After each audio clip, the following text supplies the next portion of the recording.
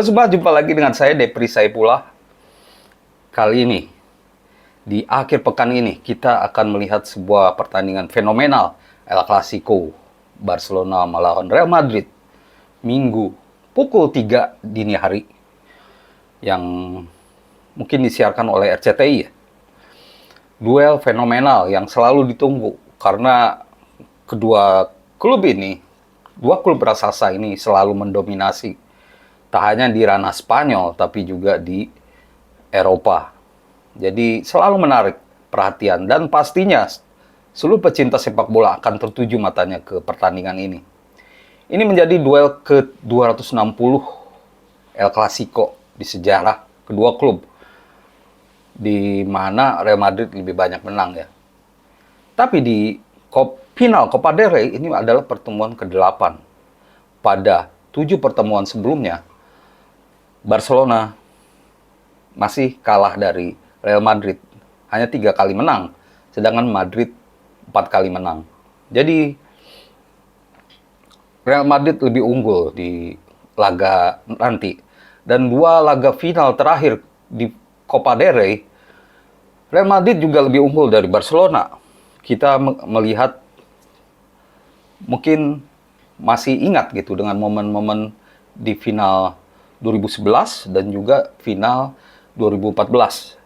Pada 2011 kita tahu bahwa sundulan Cristiano Ronaldo membuat Barcelona yang masih diperkuat Lionel Messi bertekuk lutut. Dan pada 2014 giliran Gareth Bale yang beraksi lewat aksi sprintnya di sisi kiri atau sisi kanan pertahanan Barcelona. Dia mengecoh Marc Bartra sebelum mencetak gol fenomenal. Itu menciptakan meme-meme tersendiri di media sosial saat itu ya. Nah, Madrid memang lebih unggul, tapi secara rekor juara, Barcelona saat ini masih memimpin dengan 31 trofi. Bahkan Real Madrid masih kalah dari Athletic Bilbao dalam hal jumlah trofi di Copa del Rey. Sedangkan Madrid baru meraih 20 gelar. Sedangkan Athletic Bilbao 24 gelar. Jadi Madrid mengincar gelar kedua 21, sedangkan Barcelona mengincar trofi ke-32. Cukup jauh. Barcelona adalah raja di Copa del Rey. Tapi ceritanya lain kalau setiap kali main melawan Real Madrid. Nah, apa yang akan terjadi di pertandingan nanti? Menurut saya, ini adalah uji kekuatan mental di antara dua raksasa Spanyol ini. Karena pertandingan di La Cartuja, Sevilla, Stadion La Cartuja, yang ditetapkan sebagai stadion untuk final Copa del Rey, yang sebelumnya selalu berpindah-pindah. Dalam 4 tahun terakhir selalu di Sevilla. Ada uji kekuatan mental menurut saya, karena kekuatan kedua tim cukup merata, dan yang menjadi penentu adalah uji kekuatan mental. Nanti akan terlihat bagaimana mental kedua tim, apakah itu Barcelona atau Real Madrid, bagaimana mereka bangkit saat kebobolan atau bagaimana mereka menjaga keunggulan, atau bagaimana mereka memecahkan kebuntuan di pertandingan saat belum terjadi gol. Berbicara adu kekuatan dari Barcelona musim ini, antara era Hansi Flick dan juga Carlo Ancelotti tentu berbeda jauh. Kita fans Barcelona mungkin akan sedikit jemawa ya, karena dari 2 pertemuan terakhir di El Clasico musim ini, Barcelona menang besar. Pertama di El Clasico di La Liga, Barcelona menang 4-0.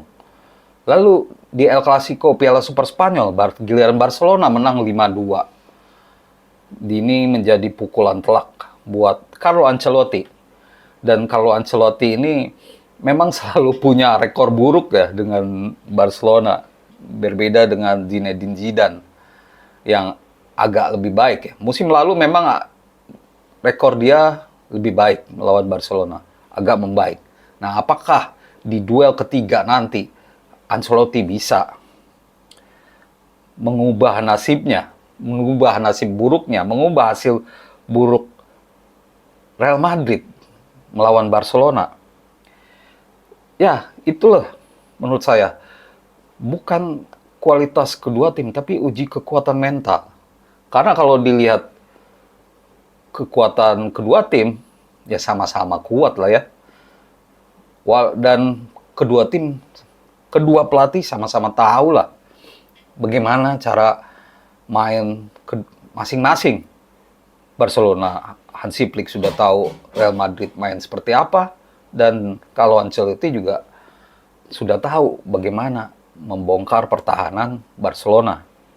Nah, jadi mental itu yang akan berbicara.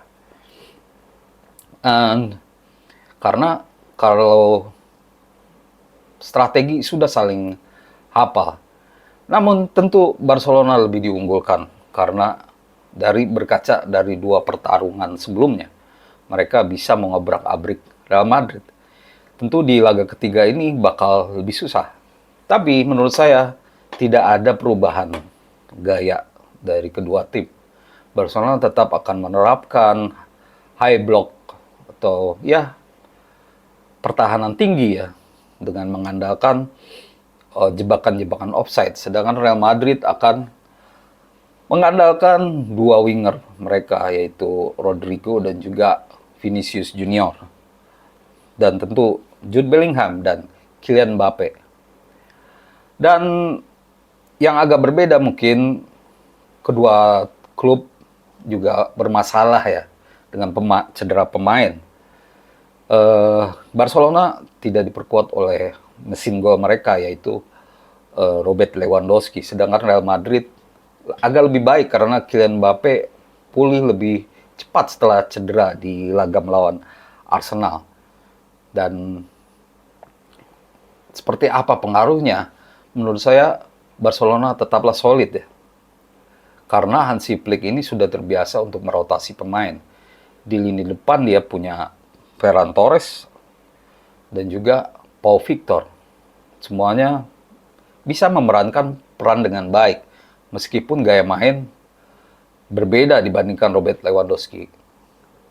Sedangkan Real Madrid kehilangan dua pemain penting, yaitu Camavinga dan juga David Alaba, yang di akhir pekan kemarin lawan Getafe mereka mengalami cedera. Jadi susunan pemainnya Barcelona memang tidak ada mesin gol, tapi mereka masih punya Lamine Yamal, Raphinha, Pedri, Frenkie de Jong yang diistirahatkan, Pau Cubarsí, dan kiper nyeleneh Wojciech Szczesny. Semuanya akan berusaha meruntuhkan Real Madrid lagi di La Cartuja. Jadi seperti apa pertandingannya tentu kita sangat menunggu ya. Karena Madrid juga kurang meyakinkan. Kalau dilihat dari pertarungan belakangan ini, Madrid tampil kurang meyakinkan lawan Getafe juga. Walaupun memang beberapa pemain dicadangkan, terus tidak ada Kylian Mbappe, tapi mereka minim gol. Ya inilah yang menjadi alasan mengapa Barcelona lebih diunggulkan di pertandingan nanti. Yang pasti semua pemain terbaik disiapkan untuk laga ini. Barcelona tanpa Lewandowski, sedangkan Real Madrid tanpa David Alaba dan juga Camavinga. Dan ini mungkin akan diekspos karena Fran Garcia yang akan mengisi posisi bek kiri ini akan diekspos oleh Lamine Yamal. Kita pasti penasaran apakah akan terjadi skor besar lagi atau malah lebih ketat. Demikian teman-teman ulasan saya sebelum menonton pertandingan. Semoga menjadi bahan informasi untuk teman-teman semua. Terima kasih atas perhatiannya dan salam olahraga.